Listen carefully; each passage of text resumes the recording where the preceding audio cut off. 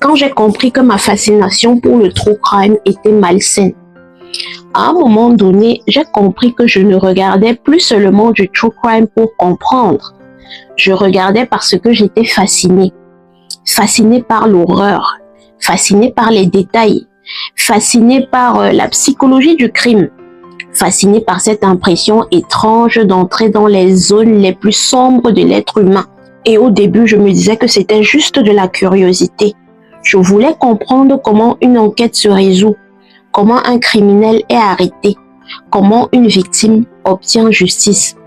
Mais avec le temps, quelque chose a changé en moi. Je devenais plus méfiante, plus anxieuse, plus soupçonneuse. Je regardais certaines personnes différemment. J'analysais des comportements banals comme s'ils cachaient toujours quelque chose de dangereux. Et puis un jour, la tragédie n'était plus seulement dans une vidéo, elle s'est rapprochée de moi. Une amie à moi, une collègue et une amie très chère est décédée dans des circonstances tragiques. Elle a été brutalement assassinée. Et là, j'ai compris quelque chose que je n'avais jamais vraiment compris avant. Derrière chaque affaire que nous regardons, il y a quelqu'un qui ne peut simplement pas fermer l'application et passer à autre chose. Dans les épisodes précédents, on a parlé du criminel. On a parlé de cette manière dont certains contenus true crime peuvent parfois transformer des personnes dangereuses en personnages presque fascinants, presque mythiques, parfois même plus connus que leurs propres victimes. On a parlé de la victime, de cette personne qui avait une vie avant le drame, une voix, une histoire, une famille, des rêves, une identité qui ne devrait jamais être réduite à la façon dont elle est morte. On a également parlé des familles, des proches, de ceux qui restent après le drame, de ceux qui doivent vivre avec l'absence, avec les images, avec les commentaires, avec les théories, avec parfois la douleur d'entendre des inconnus transformer leur cauchemar, leur traumatisme en vulgaire contenu. Mais aujourd'hui, pour ce dernier épisode qui va clôturer la série, je veux qu'on parle de nous les spectateurs, nous les consommateurs de ce type de contenu, nous qui regardons, qui cliquons, qui écoutons pendant que nous faisons autre chose, nous qui commentons parfois, nous qui partageons, nous qui disons « cette affaire est incroyable, cette histoire est terrifiante, cette vidéo est passionnante ». Nous qui sommes parfois sincèrement touchés, mais aussi parfois beaucoup trop habitués à entendre l'horreur racontée comme une simple anecdote, comme un récit captivant. Et je veux en parler sans hypocrisie, parce que je fais partie des personnes qui regardent le plus le contenu true crime et qui continuent à en regarder aujourd'hui. Et je fais partie de ces personnes qui ont été fascinées. Je fais partie de ces personnes qui ont parfois enchaîné les vidéos sans toujours mesurer ce que cela représentait forcément humainement. Au départ, la curiosité semble parfois innocente. On regarde une première vidéo parce qu'un titre nous interpelle. On veut comprendre ce qui s'est passé. On veut savoir comment une personne a disparu, comment une enquête a été menée, comment un coupable a été retrouvé, comment une famille a obtenu justice, comment un mensonge a été découvert. Et dans cette curiosité, il n'y a pas forcément quelque chose de mauvais. Comprendre le crime, comprendre la manipulation, comprendre l'emprise, les failles d'une enquête, les signaux d'alerte, ça peut même avoir une utilité dans l'affaire. Certaines histoires nous apprennent à être plus prudents. Certaines affaires nous rappellent que les victimes ont été ignorées. Certaines vidéos permettent de maintenir l'attention sur des dossiers non résolus. Certaines médiatisations ont poussé des témoins à parler, des autorités à agir et des enquêtes à avancer. Donc je ne suis pas en train de dire que regarder du true crime fait automatiquement de nous des personnes insensibles ou des personnes au goût morbide. Je ne suis pas en train de faire le procès des consommateurs de ce type de contenu et encore moins ceux des créateurs de ce type de contenu. Je ne suis pas en train de dire qu'ils sont tous irresponsables. Et je ne suis certainement pas en train de dire qu'il faut arrêter d'en parler. Ce serait trop simpliste et ce serait factuellement incorrect. Ce que je veux interroger aujourd'hui, c'est au moment où la curiosité bascule. Le moment où on ne regarde plus seulement pour comprendre, mais pour ressentir une forme de frisson. Le moment où on cherche l'histoire la plus sombre, le détail le plus choquant, le rebondissement le plus violent, le moment où la douleur des autres devient une sorte de consommation émotionnelle ou alors un divertissement complètement désensibilisé. Parce que à force de regarder, quelque chose peut s'installer en nous sans que nous nous en rendions forcément compte. Quand on écoute trop d'histoires de disparition, de meurtres, de manipulation, de violence, de mensonges, de trahison, notre esprit finit par se nourrir d'un univers très sombre. Et parfois, même si on se dit que ce ne sont que des vidéos, même si on regarde cela dans son lit, dans son salon en faisant la cuisine ou en marchant, le cerveau, quant à lui, reçoit quand même des signaux. Il reçoit des images, il reçoit des détails, des scénarios de danger. Il reçoit l'idée répétée que le pire peut arriver n'importe où, n'importe quand et avec n'importe qui. Et peu à peu, notre perception du monde peut changer. On peut devenir plus méfiant, plus tendu, plus froid, plus détaché émotionnellement, plus soupçonneux. On peut commencer à regarder les autres non plus avec discernement, mais avec peur. Une phrase devient suspecte, un silence devient inquiétant, un comportement banal devient un signal caché. Une personne discrète devient mystérieuse. Une personne introvertie et calme devient un potentiel serial killer. Une relation devient potentiellement dangereuse. On croit devenir plus lucide. Si vous êtes rendu à ce niveau-ci de la vidéo, j'aimerais m'interrompre brièvement pour vous rappeler de liker, de partager, de cliquer sur la cloche de notification pour être informé à chaque fois que je poste du nouveau contenu. Et moi, je vous dis à très bientôt pour une nouvelle vidéo. La suite, c'est par là. Mais parfois, on devient simplement plus anxieux. On pense mieux comprendre le mal, mais parfois, on finit par voir le mal partout. Et c'est là que le true crime peut devenir lourd émotionnellement. Pas parce que le sujet est interdit, mais parce que l'accumulation de récits violents finit par peser sur notre manière d'habiter le monde. Il y a une grande différence entre être prudent et vivre dans une suspicion permanente. Il y a une différence entre reconnaître les signaux d'alerte et interpréter chaque détail comme une menace. Il y a une différence entre apprendre à se protéger et laisser la peur devenir notre filtre principal. Et parfois, sans le vouloir, nous ne regardons plus les autres comme des êtres humains complexes, mais comme des dangers potentiels. Moi-même, j'ai réalisé que certains contenus avaient commencé à influencer mon humeur. Après avoir regardé plusieurs histoires très sordides, je pouvais me sentir lourde intérieurement. Parfois plus triste, parfois plus méfiante, parfois même plus renfermée. Il y avait comme une atmosphère qui restait en moi, une sorte de noirceur émotionnelle. Et c'est important de le dire, parce qu'on parle souvent de ce que les contenus nous apprennent, mais pas assez de ce qu'ils déposent en nous. Une vidéo peut être bien racontée, très documentée, magnifiquement montée, captivante, et pourtant laisser dans notre esprit une trace pesante, une impression que le monde est plus dangereux, plus cruel, plus imprévisible qu'il ne l'est réellement dans notre quotidien immédiat. Et plus on regarde, plus on peut devenir habitué, désensibilisé, et c'est peut-être l'un des aspects les plus inquiétants de ce type de contenu. Au début, une histoire nous choque profondément, puis avec le temps, il faut une histoire encore plus grave pour produire le même effet. On devient moins impressionné, moins bouleversé. On passe d'une affaire à une autre comme si de rien n'était.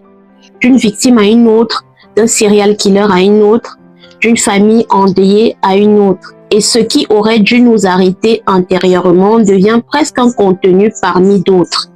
C'est là que la désensibilisation et la déshumanisation peut commencer. Non pas parce que nous sommes des mauvaises personnes, mais parce que l'exposition répétée à l'horreur peut finir par anesthésier quelque chose en nous. Et pourtant, chaque histoire devrait nous rappeler l'inverse. Chaque affaire devrait nous rappeler que la vie est précieuse, que la dignité humaine est fragile, que la sécurité n'est pas acquise pour tout le monde, que certaines familles portent des douleurs invisibles et indélébiles, que certaines victimes ont été oubliées, mal comprises et mal protégées. Mais quand l'horreur devient trop familière dans notre consommation quotidienne, on peut perdre la capacité de s'arrêter. On peut finir par chercher l'histoire suivante au lieu de prendre le temps de respecter celle qu'on vient d'entendre. Je crois que le vrai problème n'est pas seulement le true crime en lui-même. Le vrai problème, c'est notre rapport à la souffrance des autres quand elle devient médiatisée. Notre époque a transformé presque tout en contenu. La joie devient du contenu. La colère devient du contenu, les disputes deviennent du contenu, même les ruptures amoureuses deviennent du contenu. Je ne parle même pas alors des humiliations qui deviennent du contenu. Et parfois même la mort, on ne la respecte plus parce qu'elle devient du contenu aussi. Le deuil, les larmes, tout le processus autour de la mort d'un être proche devient du contenu. Le traumatisme devient du contenu. Et dans cette logique, il faut que tout soit raconté vite, fort, avec un titre qui accroche, avec une miniature qui frappe, avec une narration qui retient l'attention et avec une fin qui donne envie de regarder encore. Mais la douleur ne devrait jamais être traitée de cette manière. Elle ne devrait jamais être traitée uniquement comme une matière première pour capter l'attention. Une victime n'est pas un personnage de film. Une famille endeuillée n'est pas un décor émotionnel. Un crime n'est pas un simple scénario. Et nous, les spectateurs, nous devons nous demander ce que nous encourageons quand nous cliquons. Parce que ce que nous regardons n'est pas neutre. Ce que nous partageons n'est pas neutre. Ce que nous commentons n'est pas neutre. L'algorithme apprend de nos choix. Les créateurs apprennent de nos réactions. Si le public récompense toujours le plus choquant, le plus sensationnel, le plus morbide, alors l'industrie ira naturellement vers plus de chocs, plus de détails, plus de dramatisation. Mais si le public valorise la rigueur, la pudeur, le respect, la dignité et l'humanité, alors le contenu peut aussi évoluer. Nous sommes les maîtres de l'algorithme. C'est pour cela que le spectateur a une grosse responsabilité. Pas une responsabilité culpabilisante ou moralisatrice, mais une responsabilité consciente. On peut choisir de regarder autrement. On peut choisir de ne pas encourager les blagues déplacées, les placements de produits scandaleux. On peut choisir de ne pas partager des contenus qui humilient les victimes ou les familles. On peut choisir de ne pas participer à des commentaires qui spéculent violemment sur des proches endeuillés. On peut choisir de faire attention à notre propre état émotionnel. On peut choisir d'arrêter une vidéo quand on sent qu'elle nous tire trop vers le bas. On peut choisir de se demander, est-ce que ce contenu m'informe vraiment ou est-ce qu'il nourrit juste ma fascination malsaine et morbide? Et cette question, je me la pose désormais beaucoup plus souvent. Parce que oui, je regarde encore du true crime, j'en consomme très régulièrement, mais je ne le regarde plus de la même façon. Je ne le regarde plus avec cette consommation automatique et ludique. Je ne le regarde plus comme si j'étais simplement devant une histoire sombre et captivante. Je le regarde avec plus de recul, avec plus de pudeur et avec plus de conscience. Je me demande comment la victime a été présentée. Je me demande si la famille a été respectée. Je me demande si le créateur de contenu cherche à informer ou simplement à choquer et à attirer des vues. Je me demande également si certains détails sont vraiment nécessaires. Je me demande ce que cette vidéo est en train de déposer dans mon âme. Et surtout, je me souviens que derrière chaque affaire, il y a une réalité humaine. Ce n'est pas juste un cas. Ce n'est pas juste une histoire. Ce n'est pas juste un épisode. C'est une vie. C'est une famille. Une absence. Une douleur. Une injustice. Et parfois même un combat judiciaire qui est encore en cours. Parfois, ce sont des années d'attente.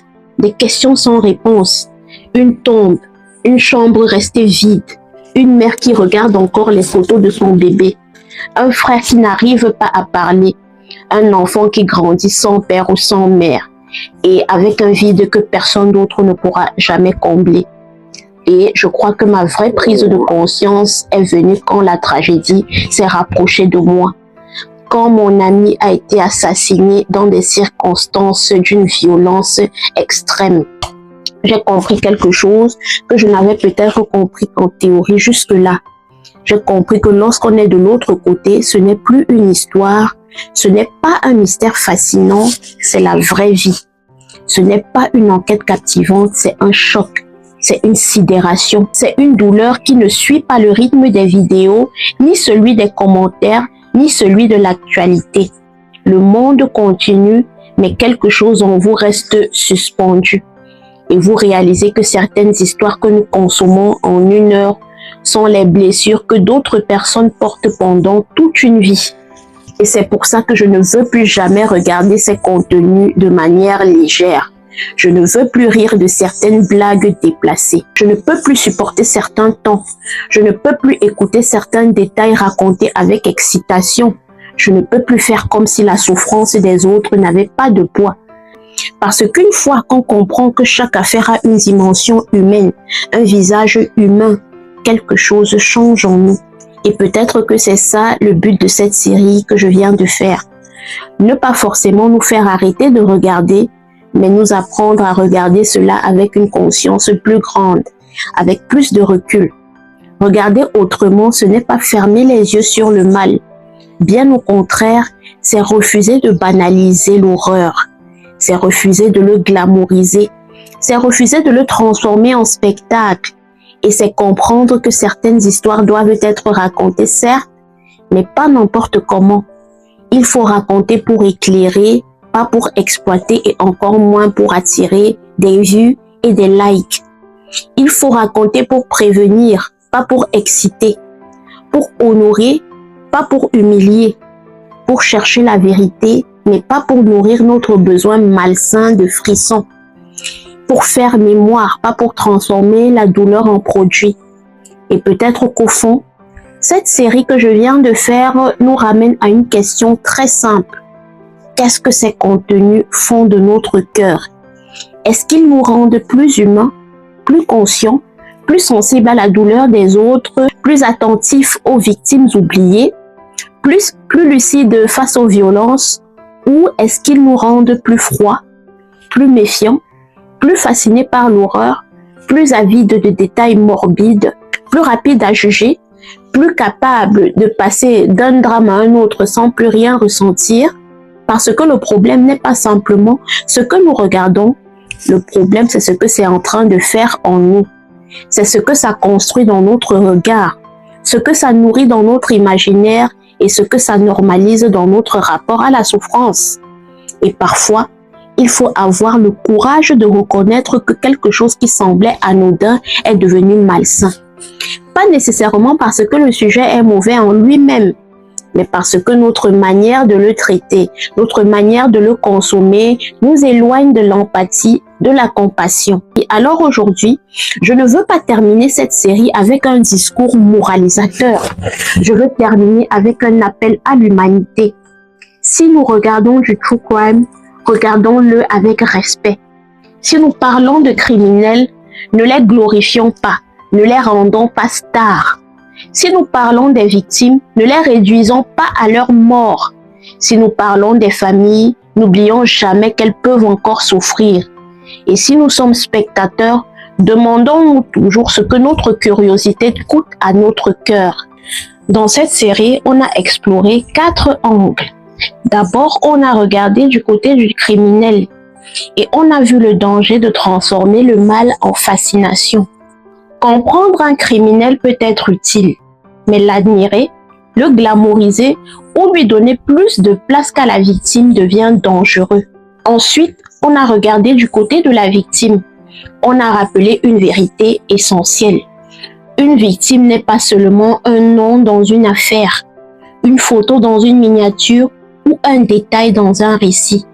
C'était une personne à part entière, un être humain, une vie. Quelqu'un qui a aimé, espéré, rêvé, ri, travaillé, prié même, qui a attendu et qui a construit quelque chose. Une personne qui ne devrait jamais être réduite à la façon dont elle est morte. Ensuite, on a parlé de leur famille, de leurs proches, ceux qui sont restés, ceux qui doivent survivre après le drame, ceux qui voient parfois leur douleur racontée, commentée, rejouée et analysée par de parfaits inconnus. On a rappelé que la médiatisation peut servir la justice, mais qu'elle ne doit jamais piétiner la dignité et le deuil des proches. Et aujourd'hui, pour finir, on a parlé de nous autres, les spectateurs, les consommateurs de ce type de contenu, parce que nous ne sommes pas extérieurs à ce processus. Nous ne sommes pas extérieurs à ce système. Nos clics, nos commentaires, nos partages, notre attention, tout cela compte. Nous avons le pouvoir d'encourager un true crime plus respectueux, plus humain, plus responsable, ou au contraire de nourrir une industrie qui transforme l'horreur en spectacle morbide. Alors, si je devais résumer toute cette série en une seule pensée, ce serait celle-ci. Le true crime n'est pas forcément le problème. Le problème, c'est quand on oublie que derrière le crime, il y a l'être humain. Derrière le criminel, il y a une responsabilité morale à ne pas le glorifier, à ne pas le glamouriser. Derrière la victime, il y a une dignité à préserver. Derrière la famille, il y a une douleur à respecter. Et derrière le spectateur, il y a une conscience à réveiller et à conserver. Et je veux terminer cette série en honorant toutes les victimes dont les histoires ont été racontées, parfois avec justice, parfois avec maladresse, parfois avec respect, parfois avec trop peu de délicatesse. Que leur nom ne soit jamais oublié, que leur visage ne soit jamais oublié et que leurs souvenirs ne soient plus seulement associés à ce qu'elles ont vécu et au drame qu'elles ont subi. Que leur mémoire ne soit pas enfermée dans la violence qu'elles ont endurée et qui a conduit à leur mort. Qu'on se souvienne qu'elles ont existé avant le drame, qu'elles ont été des personnes à part entière avant la tragédie, qu'elles ont une voix, une présence, une histoire et une valeur que rien ni personne ne pourra jamais effacer. Je veux aussi avoir une pensée pour les familles des victimes, pour leurs proches, pour ceux qui sont obligés de vivre avec cette douleur jusqu'à la fin de leur jour, pour ceux qui doivent supporter l'absence, les réunions de famille qui ont changé, les SMS qui ne viendront plus, les petits commérages qui n'auront jamais plus lieu, les câlins qui n'auront jamais plus lieu. Car cette absence-là, c'est une absence que le monde ne voit pas toujours. Je veux penser à ceux qui doivent continuer de vivre après l'impensable, ceux qui portent des dates difficiles, des souvenirs douloureux, des questions sans réponse, des silences que personne ne peut vraiment comprendre. Que notre manière de parler de ces histoires ne verse pas d'huile sur le feu et ne ravive pas des blessures qui sont encore en train de guérir. Que notre curiosité ne soit jamais plus forte que notre compassion. Et à nous les spectateurs, je veux dire ceci. Nous pouvons regarder autrement. Nous pouvons éduquer l'algorithme. Nous pouvons écouter avec plus d'empathie, plus de compassion et plus de respect. Nous pouvons nous informer sans déshumaniser. Nous pouvons chercher la vérité sans consommer la douleur et nous pouvons vouloir comprendre le mal sans perdre notre sensibilité au bien. Nous pouvons rester lucides sans devenir des êtres froids et calculateurs. Nous pouvons être prudents sans devenir paranoïaques. Nous pouvons être informés sans devenir fascinés par l'horreur. Parce qu'au fond, la vraie maturité, ce n'est pas de fermer les yeux sur le mal, c'est de le regarder sans lui donner le droit d'abîmer notre humanité. C'est de raconter les histoires difficiles avec assez de cœur pour ne jamais oublier que ce ne sont pas seulement de simples cas, ce sont de véritables histoires et des êtres humains faits de chair et d'os. Pour ne jamais oublier que ce ne sont pas seulement des affaires criminelles, ce sont des vies brisées, des familles bouleversées, des mémoires à respecter. Alors, que cette série ne soit pas seulement une critique du true crime, qu'elle soit un appel à plus de pudeur, plus de responsabilité et plus d'empathie. Un rappel que chaque victime mérite d'être honorée, chaque famille endeuillée mérite d'être respectée et chaque spectateur mérite de garder un cœur vivant et plein de compassion. Le true crime peut nous apprendre beaucoup de choses sur le mal, mais il ne doit jamais nous faire oublier la valeur d'une vie humaine. Si cette vidéo et si la série tout entière vous a édifié, si elle vous a parlé et si elle vous a permis de changer de regard sur la façon dont nous consommons ce type de contenu, alors dites-moi en commentaire quelle est l'affaire qui vous a le plus touché, que ce soit en Amérique, en Europe et même dans votre pays. Et je vous remercie d'avoir regardé tous les épisodes jusqu'à la fin. Soyez bénis et moi je vous dis à très bientôt pour une nouvelle vidéo. Ciao, ciao.